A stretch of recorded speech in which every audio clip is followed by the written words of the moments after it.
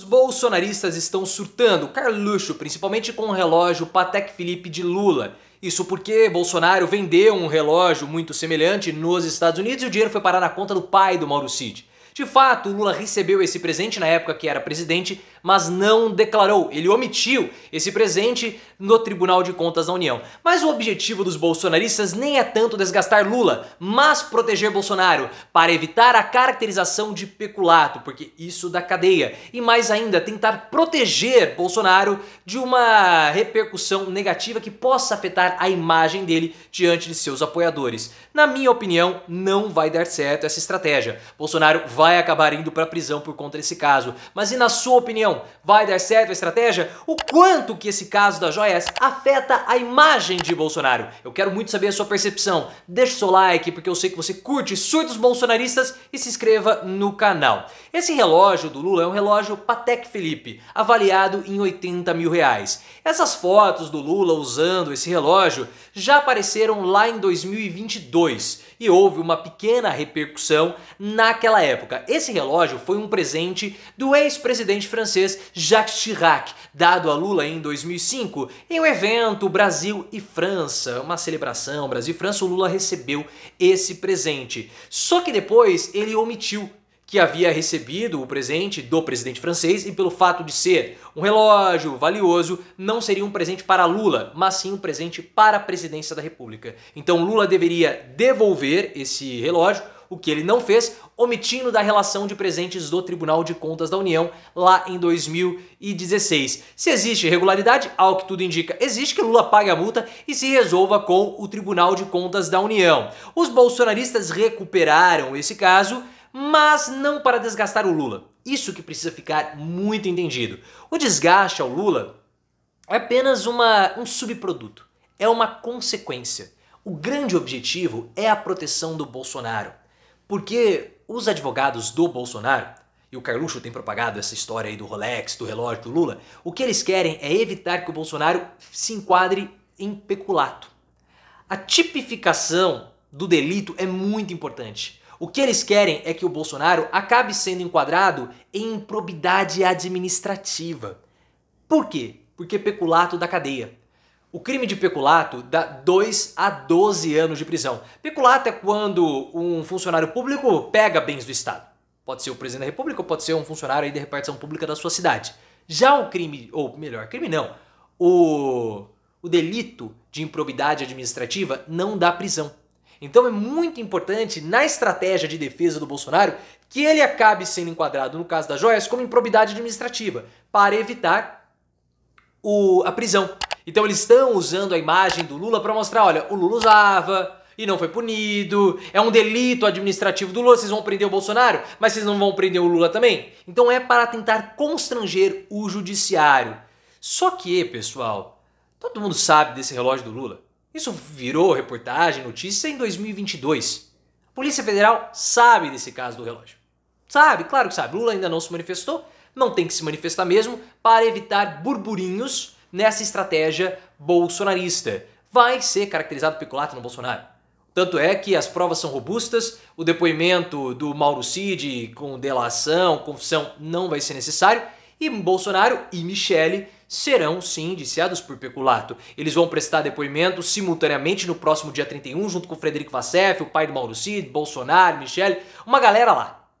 A defesa está tentando adiar esse depoimento. Não sei se vai dar certo até o momento da gravação desse vídeo, nós não temos nenhuma informação nesse sentido. Mas essa é o objetivo. E esses depoimentos todos vão ser assim, vai ter versão diferente a dar com pau. E depois, quem sabe poderia rolar uma cariação, seria muito divertido. Como eu falei, é bem difícil que essa tese da improbidade administrativa acabe prosperando. Então entra a estratégia política.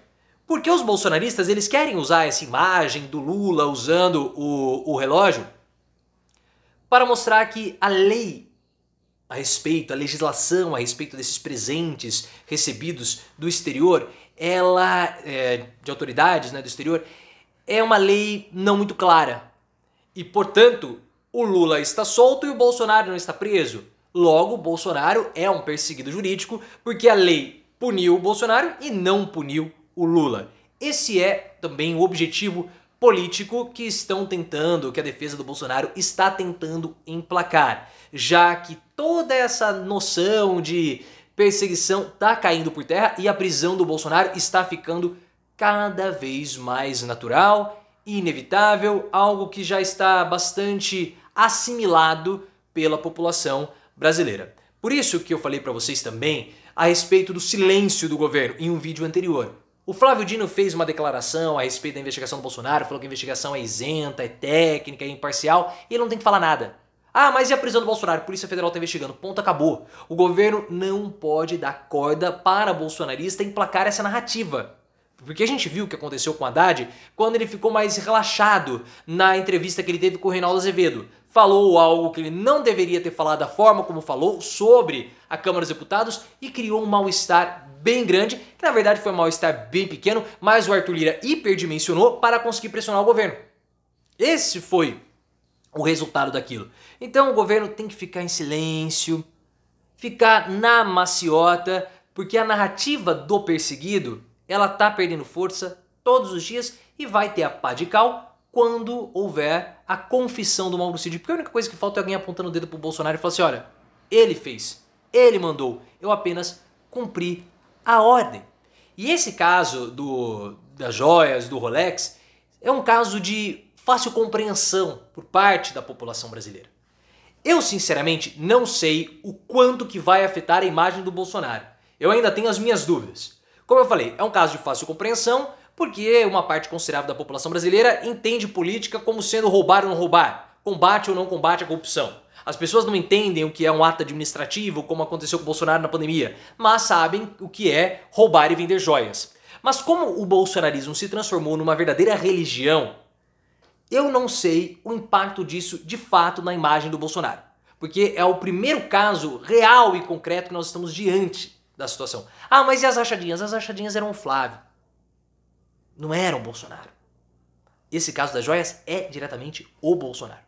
Então a gente tem que ver, ah, mas e o pintou o clima com as meninas venezuelanas? Também não afeta. O que a gente precisa ver é como que vai ser o impacto na imagem do Bolsonaro esse caso das joias. Se eles conseguirem emplacar uma narrativa de proteção consistente, o impacto vai ser muito pequeno mesmo. Ah, mas está reduzindo o engajamento do Bolsonaro nas redes sociais, como já falaram. Por conta dos escândalos, os bolsonaristas estão mais quietos. Eu não vou por essa linha. Eu também tenho as minhas ressalvas e as minhas desconfianças. A pesquisa Quest mostrou que nos escândalos do Bolsonaro recentes houve muito mais menções negativas do que positivas. Concordo. Mas nós temos que levar em consideração também que o Bolsonaro não é mais o presidente da República. E ele não possui mais a estrutura do gabinete do ódio. O gabinete do ódio dava o engajamento artificial de Bolsonaro nas redes sociais, possuía dinheiro público e financiamento privado para estar operando. Então, as menções negativas contra o Bolsonaro sempre existiam. Só que elas eram abafadas pelas menções positivas, promovidas artificialmente pelo engajamento do Carluxo e o controle do gabinete do ódio.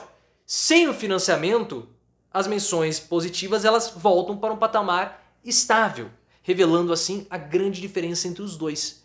Tem gente que está recuando porque o Bolsonaro, o caso das joias, acabou afetando? Sim, eu concordo, acredito que sim.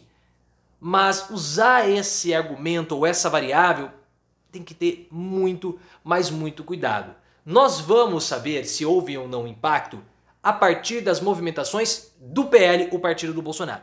Porque há uma tensão forte, o Valdemar Costa Neto está ficando cada vez mais bolsonarizado, apostando no Bolsonaro como cabo eleitoral em 2024, talvez dentro da cadeia ainda. Alguns candidatos estão querendo esconder o Bolsonaro, como o Ricardo Nunes em São Paulo. O PL teve conhecimento das pesquisas feitas pelo MDB, que é o partido do Ricardo Nunes, dizendo que a proximidade com o Bolsonaro afasta votos. Vamos ver se as outras pesquisas do PL vão mostrar o mesmo movimento. Se mostrarem um movimento de queda do Bolsonaro, de queda de apoio, aí sim. Mas, de qualquer forma, a gente tem que ver se esse movimento de queda de apoio acontece por conta do próprio Bolsonaro ou pelo governo Lula. Então é uma situação não é tão simples assim de mensurar. Não é simples de mensurar. Eu vejo que para a gente mensurar legal vai ter que ver o seguinte. Se o preço da gasolina se mantiver alto, a aprovação do Lula não cair, na verdade subir, aí é a ação do Lula. Mas Se cair o preço da gasolina, ou melhor, se aumentar o preço da gasolina e mesmo assim a aprovação do Bolsonaro cair, aí houve um impacto. Mas a gente tem que ter muito cuidado para evitar análises equivocadas.